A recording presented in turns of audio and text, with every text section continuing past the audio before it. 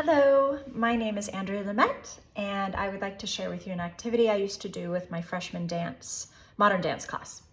The purpose of this exercise was to get to know my students, their prior knowledge, their subject of modern dance, but also their backgrounds and funds of knowledge, and how that may be shaped by their lived experiences, and to bridge from those lived experiences to new ways of thinking, dancing, and creating art.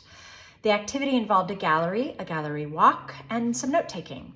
And the essential questions that I posed were, who am I? Who are you?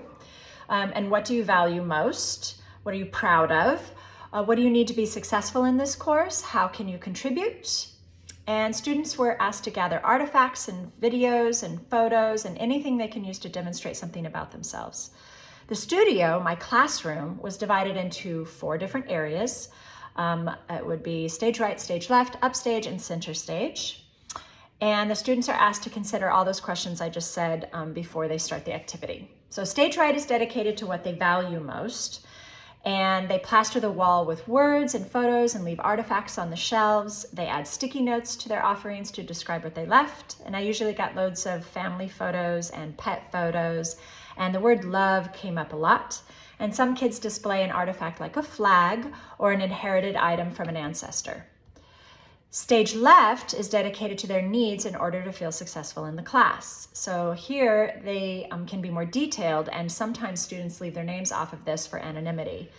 I've had responses like a little post-it note that says, I need you to be nice and patient, and others would write things like, I need you to show me more than once how to do something.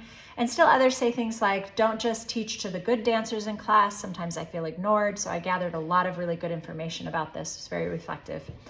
Upstage was for what they can contribute to our class community, and this one was a little hard for them, and we would have to do a lot of discussion before they'd start on this one. We talk about attitude, leadership, innovation, honesty, and camaraderie.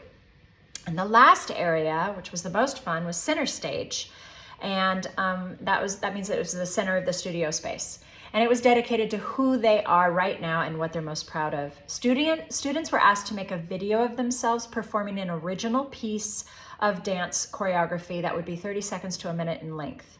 The movement should reflect who they are and what they value most. And then they're asked to explain their movement choices by connecting their self-description to the movements they chose. And I would get to see their movement styles and their physical facility. And the standard for this particular one was the California Dance Standard DA-CR1, where you explore a variety of stimuli for sourcing movement to develop an improvisational or choreographed dance study. And then they get to analyze the process and the relationship between the stimuli and the movement that they chose.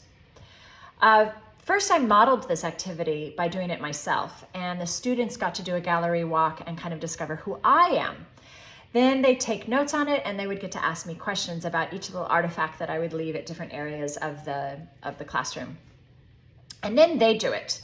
And after they're done and everybody puts everything up around the room, then the students got to do a gallery walk and kind of get to know their classmates. And then, of course, I would do it too. At the end, we'd all sit in center stage to watch the videos that I would pull together and put all of their videos into a compilation. And I used to do this exercise live with the kids performing live, but I found that they're so used to videoing themselves that they actually feel more comfortable performing this way at the beginning of the year. I usually make a giant word cloud with the words students leave on the values wall, and then we use that word cloud to create our class norms and values that we would follow all course long. It really gets them involved. It's all about student voice at that point. And from this activity, I got to learn about family situations, about cultural values, prior dance experience, personal needs and values, pronouns, gender identities. And from that knowledge, I could choose content for the course that would align with our standards, such as musical choices, genre choices, historical figures to research, etc., and instructional methods of delivery and assessment that would connect with their interests, build on their strengths, and challenge them to grow while providing cultural relevance and academic support for each of their needs. A real customized way of teaching. In addition, students could find common ground with other students, and they're able to shape the values of the class together that would build trust and camaraderie.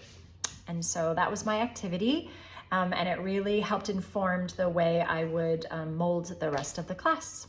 Thank you.